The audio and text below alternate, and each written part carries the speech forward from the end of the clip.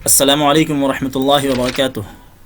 دوستوں، میں ہوں محمد راشد اقبال اور آپ دیکھ رہے ہیں ہمارا YouTube channel teach your self. آج آپ کی خدمت میں ہم اردو ادب سے متعلق ایک نئی ویڈیو لے کر حاضر ہوئے ہیں، اور آج ہم ایک نیا چیپٹر ڈرامہ شروع کر رہے ہیں۔ تو انشاءاللہ ڈرامہ سے متعلق جو کچھ معلومات ہیں وہ ہم اگلے کچھ ویڈیوز میں پیش کریں گے، ٹھیک ہے دوستو؟ اور ہماری کوشش یہی ہے کہ یو جی سی نیٹ سے متعلق جو سلیبس ہے ہم اس کو پورا کور کر سکیں انشاءاللہ۔ نئے آنے والے احباب سے درخواست ہے کہ اگر انہوں نے ہمارے چینل کو سبسکرائب نہیں کیا ہے تو پلیز سبسکرائب کر لیں، اور اگر یہ ویڈیوز آپ کے لیے مفید ثابت ہو رہی ہوں تو انہیں زیادہ سے زیادہ لوگوں تک پہنچائیں، انہیں شیئر کریں، اپنے دوستوں کو انوائٹ کریں، ان کو بتائیں، ٹھیک ہے، تاکہ زیادہ سے زیادہ لوگ ان ویڈیو سے استفادہ کر سکیں، ٹھیک ہے دوستوں؟ چلیے آگے بڑھتے ہیں۔ اردو ڈرامہ کی تعریف و اجزائے ترکیبی۔ انسائکلوپیڈیا بریٹانیکا کے مطابق لفظ ڈرامہ، یہ جو لفظ ڈرامہ ہے یہ یونانی لفظ سے نکلا ہے۔ تو یہ بھی کبھی کبھی پوچھ لیا جاتا ہے کہ ڈرامہ کس زبان کا لفظ ہے نا؟ تو یہ ڈرامہ جو ہے یونانی لفظ سے ماخوذ ہے، آپ اس کو انڈرلائن کر دیتا ہوں۔ یہ یونانی لفظ سے ماخوذ ہے جس کے معنی ہے کر کے دکھائی ہوئی چیز، پریکٹیکلی کچھ کر کے دکھانا، ٹھیک ہے؟ تو کر کے دکھائی ہوئی چیز یا کر کے دکھانا، یہ اس کے لفظی معنی ہے، اور یہ یونانی لفظ سے ماخوذ ہے، یونانی لفظ سے نکلا ہے لفظ ڈرامہ۔ ڈرامہ کی تعریف، ایک صنف ادب ہونے کے ناطے ڈرامے کی تعریف کیا ہو سکتی ہے؟ تو تعریف اس کی بہت سارے لوگوں نے بہت ساری طریقے سے تعریف کی ہے۔ تو ایک وہ تعریف ہم نے لی ہے جو ایک طرح سے جس کے ذریعے ہم ڈرامہ کو ڈیفائن کر سکے، بتا سکے کہ ڈرامہ ہوتا ہے کیا ہے۔ کسی قصے یا واقعے کو کرداروں کے ذریعے تماشائیوں کے روبرو پھر سے عملاً پیش کرنے کو ڈرامہ کہتے ہیں۔ کچھ چیزیں ڈرامے کے اندر کسی قصے یا کہانی کو کرداروں کے ذریعے یا اس کی مدد سے تماشائیوں کے بیچ یا ان کے روبرو عملاً پیش کرنے کو، کر کے دکھانے کو، ہے نا، ڈرامہ کہتے ہیں۔ یہ کچھ اجزاء ہیں اس کے، تو یہ اس کی ایک پرفیکٹ تعریف ہے، ٹھیک ہے؟ آگے دیکھیں، ڈرامہ ناول یا افسانے کی طرح صرف تحریری ادب نہیں ہے بلکہ اسے اسٹیج پر عملاً پیش کیا جاتا ہے نا؟ تو یہ ناول اور افسانہ جو ہے یہ تحریری صنف ادب ہے جسے ہم کتابوں کی شکل میں، تحریری شکل میں لکھ دیتے ہیں، لیکن ڈرامہ جو ہے یہ ایک عملاً پیش کی جانے والی چیز ہے، اور اسے پیش کرنے کے لیے اسکرپٹ کے علاوہ، جو اسکرپٹ لکھی جاتی ہے اس کے علاوہ اداکار، تماشائی، اسٹیج، روشنی، موسیقی، کاسٹیومز یعنی کپڑے وغیرہ جو ہوتے ہیں، ہے نا، الگ الگ کریکٹرز اداکار کے مطابق، اور دوسری بہت سی چیزوں کی ضرورت ہوتی ہے۔ تو یہ تمام چیزیں جو ہیں اسکرپٹ کے علاوہ، جو یہ تمام چیزیں ہیں یہ اس کے لوازمات ہیں، کیا یہ ان کے لیے ضروری ہیں، ہے نا؟ ان کے مدد سے جو ہے ڈرامہ کو پیش کیا جاتا ہے عملاً، ٹھیک ہے؟ آگے دیکھتے ہیں ڈرامہ کے وجود میں آنے کے محرک، ڈرامہ وجود میں کیسے آیا، اس کے کیا اسباب یا محرک ہو سکتے ہیں؟ تو اس کے محرک دو انسانی جبلتیں ہیں، انسان کی جو فطری عادت ہوتی ہیں، تو دو انسانی فطری عادتوں کو اس کے ڈرامے کے وجود میں آنے کا محرک بتایا جاتا ہے۔ کیا کیا ہے وہ؟ ایک اظہار ذات، ایک انسانی فطرت اور جبلت ہے، کیا ہے؟ اظہار ذات اور نقالی کی جبلت۔ اظہار ذات کیا ہوتا ہے؟ اظہار ذات سے مراد یہ ہے کہ انسان جو کچھ بھی سوچتا، دیکھتا، محسوس کرتا یا تجربات کرتا ہے تو اس کے دل میں یہ بات آتی ہے کہ یہ چیزیں ہم دوسرے کو بتائیں، تو اسے اظہار ذات کی جبلت کہتے ہیں۔ جب بھی انسان کوئی نئی چیز دیکھتا ہے تو خوشی میں انسان چاہتا ہے کہ کسی دوسرے سے ہم اس کو شیئر کریں، بتائیں۔ تو یہ جو ایک ہے اظہار ذات کی جبلت، ایک یہ ہو گئی۔ دوسرا نقالی، اسی طرح نقالی کی جبلت کا مطلب ہے کہ انسان فطری طور پہ نقال واقع ہوا، یہ انسان نہیں ہونا چاہیے، انسان ہونا چاہیے۔ ہاں، تو ڈرامے کے وجود میں آنے کے محرک دو انسانی جبلتیں ہیں، یعنی اظہار ذات اور نقالی کی جبلت۔ اظہار ذات کی جبلت سے کیا مراد ہے؟ اظہار ذات سے مراد یہ ہے کہ انسان جو کچھ بھی سوچتا، دیکھتا، محسوس کرتا ہے یا تجربات کرتا ہے وہ دوسروں کو بتانا چاہتا ہے، یہ انسانی فطرت ہے نا، کہ جو کچھ بھی نئی چیز وہ دیکھتا ہے وہ چاہتا ہے کہ دوسروں کو ہم بتائیں، اس سے اسے خوشی ہوتی ہے، تو ایک فطرت یہ ہے۔ اور دوسری نقالی کی جبلت ہے۔ اسی طرح نقالی کی جبلت کا مطلب ہے کہ انسانی فطرت، انسان جو ہے فطری طور پہ، یہ انسان ہونا چاہیے، تو انسان فطری طور پر نقال واقع ہوا ہے، وہ بچپن سے ہی جن چیزوں کو دیکھتا ہے اس کی نقل کرنے کی کوشش کرتا ہے۔ تو ड्रामा इन्हीं तो इंसानी जिबिल्लतों की मरहून मिन्नत है, इन्हीं के ज़रिए ड्रामा जो है वजूद में आता है और ड्रामा को पेश किया जाता है। उसमें इजहार ज़ात भी होता है, स्क्रिप्ट के अंदर जो चीज़ें पेश की जाती हैं इंसान उसका इजहार करता है, उसको स्टेज पर पेश करता है और उस दौरान वो उस किरदार की नक्काली भी करता है। अगर बादशाह है तो बादशाह जैसा बनने की नक्काली करता है, और अगर शहज़ादी है तो शहज़ादी जैसे बनने की नक्काली की जाती है। ये ड्रामे के अज्जाए तरकीबी देखें। अरस्तू के मुताबिक ड्रामे के अज्जाए तरकीबी 6 हैं। क्या क्या? प्लाट है, किरदार है, मुकालमा, ज़बान, मौसीक़ी, आराइश। एक प्लाट होगा, उस प्लाट को किरदार के ज़रिए पेश किया जाएगा। किरदार जो पेश करेंगे उसके अंदर मुकालमा भी होगा, उस मुकालमे को किसी न किसी ज़ुबान में लिखा जाएगा, है ना। और इन तमाम चीज़ों को पेश करते वक्त माहौल और किरदार के मुताबिक, उस कहानी के मुताबिक बैकग्राउंड एक म्यूज़िक भी होनी चाहिए, जो म्यूज़िक हो, है ना, ताकि उससे जो है इस मुकालमे को और इस ड्रामे को सपोर्ट मिल सके। तो मौसीक़ी भी ज़रूरी है और इसके लिए आराइश होना चाहिए कि वैसा स्टेज हो, इसी तरीके से वैसे कॉस्ट्यूम्स वगैरह हों, है ना, कपड़े हों जो किरदार के मुताबिक हों। तो ये सारी चीज़ें जो है, ये 6 चीज़ें इसकी अज्जाए तरकीबी जो है अरस्तू ने बताई हैं। आगे देखें, जब मुख्तलिफ वाक़यात को एक प्लाट किसको कहते हैं? सवाल क्या है, प्लाट किसको कहते हैं? जब मुख्तलिफ वाक़यात को एक फ़ितरी तसलसल के साथ, एक फ़ितरी तसलसल बामाना व बातनी रब्त आहंग और हम आहंगी के साथ पेश किया जाता है तो उसे प्लाट कहते हैं। यानी प्लाट मुख्तलिफ वाक़यात को पेश किया जाए एक फ़ितरी तसलसल और बाहमी रब्त, बामाना रब्त के साथ पेश किया जाए तो उसे प्लाट कहते हैं। यानी ऐसा नहीं है कि हम एक वाक़े को पेश किए, फिर उसका दूसरा पेश कर दे, फिर तीसरा पेश कर दिए, वो वाक़यात आपस में कोई एक दूसरे से जुड़े हुए नहीं है, तो वो प्लाट नहीं कहलाएगा। फिर ज़रूरी है कि एक वाक़े के बाद जब दूसरा वाक़या पेश करें तो उनके दरमियान एक तसलसल हो, कहानियों के अंदर, वाक़यात के अंदर एक तसलसल हो और एक वाक़या दूसरे वाक़या से फितरी तौर पे बामाना रब्त उसके अंदर हो, है ना, कोई ना कोई रब्त और ताल्लुक़ हो। ठीक है, तो ऐसे वाक़यात को जब हम तसलसल के साथ पेश किया जाता है उसको प्लाट कहते हैं। इसीलिए प्लाट में असबाब व इल्लत पे ज़्यादा जोर दिया जाता है, यानी एक वाक़े के बाद दूसरा वाक़या अज़ खुद नहीं बल्कि किसी सबब और वजह से रहनुमा होता है, तो असबाब व इल्लत पे जोर दिया जाता है ना। ये आगे देखिए, प्लाट 2 तरह के हो सकते हैं, एक इकहरे और दूसरा तहदार। इकहरे प्लाट से क्या मुराद है? इकहरे प्लाट से मुराद है कि अगर किसी शख्स से मुताल्लिक़ वाक़यात, मुख्तलिफ़ वाक़यात पेश किए जाएँ तो वो आपस में मरबूत हों और उनमें तक़रीबन एक ही तरह के जज्बात की पेशगी हो, रंगारंगी हो, यानी एक ही तरह के जज्बात पेश किए जाएँ। यानी खुशी के जज्बात है तो खुश, उस पूरे प्लाट के अंदर खुशी के जज्बात को पेश किया जाए, गम के जज्बात हैं तो गम को पेश किया जाए, हाँ, तो एक तरह के जज्बात पेश किए जाए और वह वाक़यात जो आपस में मरबूत हों, तो ऐसे प्लाट को हमें कहरा प्लाट कहते हैं।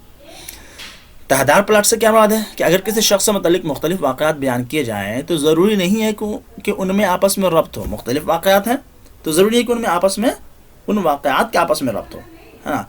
दूसरे किरदारों की मदद से जुज़वी वाक़यात भी उसकी शख्सियत से वाबस्ता हो सकते हैं। यानी एक किरदार के अंदर एक किसी शख्स के मुताल्लिक़ एक वाक़या पेश किया जा रहा है, ड्रामा, तो मुख्तलिफ वाक़यात जो हैं, तो एक तो उसका मेन वाक़या होगा, उसके बाद जो किरदार है उस किरदार के तवस्सुस से एक जुज़वी वाक़या उसकी शख्सियत से वाबस्ता हो जाए, ऐसा होता है। यानी इसको हम एक तरह से कह सकते हैं कि उसमें क़िस्सा दर क़िस्से की तकनीक होती है। ठीक है, एक क़िस्सा से दूसरा क़िस्सा, दूसरे से फिर तीसरा क़िस्सा, किसी किरदार के हवाले से क़िस्से जुड़ गया, ठीक है, तो ये क़िस्सा दर क़िस्सा पैदा होता चला जाए।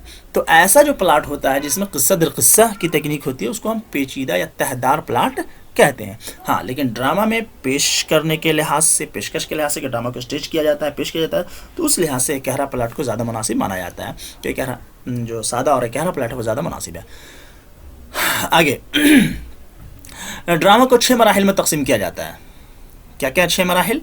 आगाज़ या तमहीद, इब्तदाई वाक़या, उसके बाद उरूज की शुरुआत, नुक्ता उरूज, तनज़्ज़ुल, अंजाम। ये देखिए, ये 6 मराहिल हैं जो प्लाट के मराहिल हैं। हाँ, प्लाट में ये 6 मराहिल से पेश किए जाते हैं। जैसे देखें, आगाज़ या तमहीद क्या होता है? आगाज़ या तमहीद में ड्रामे के अफ़आल और आमाल से मुतल्लिक़ इशारे होते हैं। यानी आगाज़ या तमहीद जो होगा और ड्रामे का, उसमें जो आगे आमाल होने वाले हैं, जो कैरेक्टर्स पेश किए जाने वाले हैं, जो काम या जो कहानी आगे बताई जानी है, उससे मुतल्लिक़ मुख्तसर इशारे मिल जाते हैं ताकि नाज़रीन को ये पता चल जाए कि कहानी में क्या पेश किया जाने वाला है। ठीक है, और ऐसी चीज़ें शामिल होनी चाहिए जो इब्तदाई वाक़या है, जो इसके बाद आने वाला जो दूसरा मरहला है, इब्तदाई वाक़े की तरफ इशारा हो जाए कि इब्तदाई वाक़या कैसे होगा और क्या होगा। ठीक है, ड्रामे का असली अमल जो है इब्तदाई वाक़े से शुरू होता है ना। आगाज़ तमहीद तो है, اصلی جو ڈرامہ شروع ہوتا ہے وہ ابتدائی واقعے سے شروع ہوتا ہے، یعنی پلاٹ کے دوسرے مرحلے سے شروع ہوتا ہے، اس میں ہی جو ہے تصادم کا آغاز ہوتا ہے. ایک کردار پیش کیا گیا، اس کا جو ہے اس سے جو ہے دوسرے کردار سے اس کا تصادم، یہ ان سب چیزوں کا آغاز جو ہے ابتدائی واقعے میں ہوتا ہے. ٹھیک ہے. اس کے بعد جو تیسرا مرحلہ آتا ہے، وہ جو تصادم ہوا تھا وہ تصادم اس میں آگے کی طرف بڑھنے لگتا ہے، قصے میں مزید الجھاؤ. تو تیسرا مرحلہ جو عروج کی شروعات، اس میں قصے میں الجھاؤ پیدا ہوتا ہے، تصادم آگے بڑھتا چلا جاتا ہے. چوتھا مرحلہ جو ہوتا ہے وہ عروج، نقطہ عروج کیا ہے، یعنی اس مرحلے میں اس میں ڈرامہ کا تصادم جو ہے وہ خلاف توقع اپنی انتہا کو پہنچ جاتا ہے. اس کے بعد پانچواں مرحلہ تنزل ہے، جس میں تصادم کی شکل آہستہ آہستہ ختم ہونے لگتی ہے اور کرداروں میں تصادم جو ہوتا ہے وہ حل ہونے لگتا ہے، ختم ہونے لگتا ہے. اور یہاں سے ہی یعنی پانچویں مرحلے تنزل سے ہی اندازہ ہونے لگتا ہے ناظرین کو کہ بھائی انجام کیسا ہونے والا ہے، اس کہانی کا انجام کیسا ہوگا، ہے نا. انجام تربیہ خوشی والا ہوگا یا المیہ یا غم والا ہوگا. ٹھیک ہے. آخری مرحلہ جو انجام ہے اس میں ڈرامہ اپنے انجام کو پہنچ جاتا ہے اور ڈرامہ ختم ہو جاتا ہے. لیکن انجام جو بھی ہو، تربیہ ہو یا المیہ ہو، وہ انجام پچھلے حادثات و واقعات کے فطری نتیجہ ہی لگنا چاہیے. یعنی کہانی ڈرامے کے اندر جو واقعات اور حادثات پیش آئے ہیں اس کا نیچرل اور فطری نتیجہ لگنا چاہیے. ایسا نہیں ہو کہ ناگہانی طور پہ کچھ بھی نتیجہ دکھا دیا، کسی کو بھی ہرا دیا اور کسی کو بھی جتا دیا، کچھ ایسا نہیں ہونا چاہیے. ڈرامہ کا جو نتیجہ اور انجام ہو وہ فطری لگنا چاہیے، ہے نا. ڈرامہ کا ناگہانی طور پہ اپنے انجام کو پہنچ جانا، اسباب و علل کی منطقی اصولوں کو نظر انداز کر کے ایسے ڈرامے کو کامیاب نہیں کہا جا سکتا کہ نہیں یہ ڈرامہ کامیاب نہیں ہے، کیونکہ انجام کچھ بھی دکھا دیا ہے. مطلب جو کہانی کے واقعات سے کچھ اور اندازہ ہو رہا تھا اور ڈرامہ کچھ کا نتیجہ کچھ اور ہی ہو گیا. ایسا نہیں ہونا چاہیے، ہے نا. واقعات اور حوادثات کا جو ہے وہ فطری نتیجہ لگنا چاہیے، انجام اور نتیجہ. ٹھیک ہے. آگے ڈرامے میں تصادم کی مختلف شکلیں ہو سکتی ہیں. ابھی بات آ رہی تھی تصادم کی، تو تصادم کا کیا مطلب ہے، کیسے ہو سکتا ہے. جیسے ڈرامہ پیش کیا گیا تو اس میں دو کردار ایسے ہیں، دو کرداروں کے درمیان تصادم، یہ بھی تصادم ہے. دو قوتوں کے درمیان تصادم، دو قوت ہے، ایک اچھائی کی نمائندگی کرتی ہے، ایک برائی کی نمائندگی کرتی ہے، ایسی دو قوتوں کے درمیان تصادم.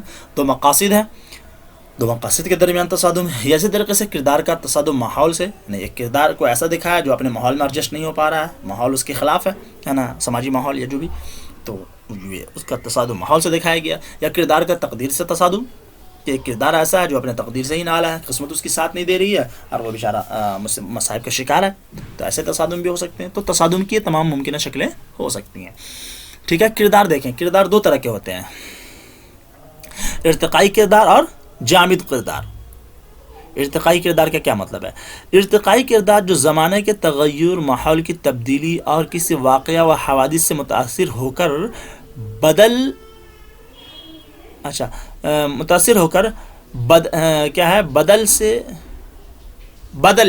جائے. ٹھیک ہے. بدلے یا بدل جائے، ہے نا، اسے ارتقائی کہتے ہیں. اس میں کچھ ٹائپنگ مسٹیک لگ رہی ہے. کیا ہے؟ جو زمانے کے تغیر، ماحول کی تبدیلی اور واقعات و حوادثات سے متاثر ہو کر بدلے یا بدل جائے، ہے نا. ایسے کردار کو ہم ارتقائی کردار کہتے ہیں. یعنی زمانہ اور حوادثات اور وقت اور ماحول کے مطابق اس میں ارتقاء ہوتا رہتا ہے، تو ارتقائی کردار ہے. جامد کردار جو کسی واقعہ یا حوادثات کے زیر اثر نہ بدلے، وہ بالکل جامد کہلاتے ہیں. شروع سے لے کر کے اخیر تک، نتیجے تک وہ کردار بالکل ویسا ہی تھا جیسا کہ آغاز میں تھا، اس میں کسی طرح کا کوئی تبدیلی نہیں آئی. تو ایسے کردار کو ہم جامد کردار کہتے ہیں. اس کے لفظ سے ہی پتہ چل رہا ہے ارتقائی کردار جس میں ارتقاء ہوتا رہے، اور جامد جو بالکل جامد رہے، ٹھہرا ہوا رہے. آگے دیکھیں. اسٹیج ڈرامے میں حرکت و عمل اور اجسام کی موجودگی کے مقابلے میں مکالمے کی حیثیت ثانوی ہوتی ہے. کیا کہہ رہے ہیں؟ اسٹیج ڈرامہ، جو ڈرامہ اسٹیج کیا جاتا ہے، اسٹیج پہ پیش کیا جاتا ہے، اس میں مکالمہ زیادہ اہم نہیں رہ پاتا ہے نا. اس میں حرکت و عمل، ہے نا، کر کے دکھانا، اجسام کی موجودگی، ہے نا، مختلف کردار موجود ہوں تو ان کی موجودگی اور ان کے حرکت و عمل کو اولیت حاصل ہوتی ہے. مکالمہ جو ہے ثانوی حیثیت کی ہو جاتی ہے. ہاں مکالمہ ضروری ہے لیکن ثانوی حیثیت کی ہو جاتی ہے. تو وہی بتا رہے ہیں اس کے اندر کہ اسٹیج ڈرامے میں حرکت و عمل اور اجسام کی موجودگی کے مقابلے میں مکالمے کی حیثیت ثانوی ہو جاتی ہے. یہ ایک پوائنٹس کے طور پر ہم نے لیا اس میں. لیکن مکالمے حرکت و عمل کو قوت بخشنے اور قصے کو آگے بڑھانے کے لیے ہوتے ہیں. ٹھیک ہے. مکالمہ بھی ضروری ہے، اسی سے قصے آگے بڑھیں گے اور ہم اس عمل کو جو ہے، اس ایکٹ کو جو ہے قوت ملے گی اس سے، مکالمہ کے ذریعے. اور مکالمہ کا किरदार हस्ब, अब ये देखिए, और मुकालमा कैसा होना चाहिए, मुकालमा का किरदार के हस्ब हाल, जो भी किरदार उसके अंदर पेश किया जा रहा है वो मुकालमा किरदार के हस्ब हाल हो, ज़रूरियत के मुताबिक हो, ज़रूरत से ज़्यादा ना हो, यानी ज़रूरत एक जुमले की थी और वहाँ पर जो किरदार 5 जुमले बोल रहा है तो उससे ड्रामा बिगड़ जाएगा, और बहुत ज़रूरी होना बहुत ज़रूरी है। और इसी तरीके से मुकालमा का मौका महल के मुताबिक होना भी ज़रूरी है। मुकालमा जो ड्रामे के अंदर हो वो कैसा हो, किरदार के मुताबिक, शहनशाह है तो शहनशाह के मुताबिक मुकालमा हो, एक क्या नाम है वज़ीर है तो वज़ीर के मुताबिक, और एक अदना कनीज़ है तो कनीज़ के मुताबिक, ज़रूरत के मुताबिक बात हो मुकालमा हो, और मौका महल के मुताबिक हो। ये होना ज़रूरी है मुकालमे के लिए, ठीक है। ये मैंने अंडरलाइन कर दिया, देख लें इसे, ठीक है। किरदार के हस्ब हाल, ज़रूरत के मुताबिक, मौका महल के मुताबिक मुकालमा होना चाहिए। ड्रामे के लिए सबसे मौजू ज़ुबान क्या है, ड्रामे के लिए मौजू ज़ुबान आम फहम और सादा, आम फहम सादा और रोज़मर्रा की बोलचाल वाली ज़ुबान ड्रामे के लिए सबसे उम्दा और मौजू है, ताकि ड्रामा एक पब्लिक एक्ट लोगों को करके दिखाते हैं, तो ज़ुबान भी ऐसी होनी चाहिए जो आवाम उसको समझ सके। और बिल्कुल अदब भरी ज़ुबान को अगर इस्तेमाल करेंगे तो पता चलेगा कि लोग जो है उबने लगे हैं और वो समझ नहीं पा रहे हैं ना, ऐसा मुमकिन है, ठीक है। तो इसलिए जो है ज़ुबान जो होनी चाहिए वो सादा और रोज़मर्रा की बोलचाल की ज़ुबान होनी चाहिए, ठीक है दोस्तों। तो आज के वीडियो में इतना ही, इंशाअल्लाह आगे ड्रामे के अक़साम और भी कुछ नोट्स हैं जो हम इंशाअल्लाह अगले वीडियो में देखते हैं, ठीक है। तो बस हमारे चैनल से जुड़े रहें और देखते रहें और अपनी तैयारी करते रहें, और हमारी इस वीडियोज़ के साथ साथ आप जो मेन टेक्स्ट हैं उसको भी पढ़ें, ठीक है। और इंशाअल्लाह फिर जल्द ही मिलते हैं अगले वीडियो में, तब तक खुश रहें, अपना ख्याल रखें। अस्सलामु अलैकुम वरहमतुल्लाहि वबरकातुहू।